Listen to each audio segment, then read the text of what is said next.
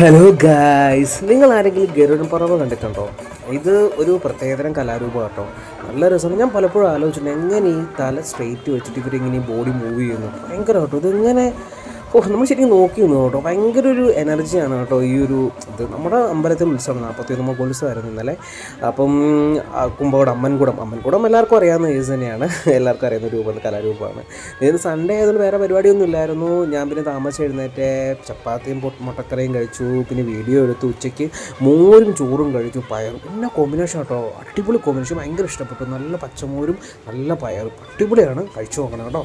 പിന്നെ നമ്മൾ ഉറങ്ങുമല്ലോ, ഉറക്കമൊക്കെ നമ്മുടെ വീക്ക്നെസ് ആണ്. പക്ഷേ ഇപ്പം കുറച്ച് നാളായിട്ട് എനിക്ക് മന്ദൻ്റെ ആയതുകൊണ്ടാണ് വലിയൊരു മടുപ്പാണ്. പിന്നെ വൈകുന്നേരം ആയപ്പോൾ ചായ കുടിച്ചു. ഇനിയിപ്പോൾ വർഷം തീരാറായി. പിന്നെ എന്താ കൃഷ്ണൻ ഭഗവാനെ പ്രാർത്ഥിച്ചു. പിന്നെ വീട്ടുകാരോട് കുറച്ച് നേരം സീരിയൽ കണ്ടു. അത് നമ്മുടെ എൻ്റർടൈൻമെൻ്റ് ആണല്ലോ. പിന്നെ എന്താ പറയുകയെന്ന് വെച്ച് കഴിഞ്ഞാൽ വർഷം തീരാറായി. പിന്നെ അടുത്ത വർഷത്തിലേക്ക് പോവാണ്. എല്ലാവർക്കും നല്ല തന്നെ വരട്ടെ എന്ന് വിചാരിക്കുന്നു. അപ്പോൾ പിന്നെ ഉറങ്ങിയേക്കാം.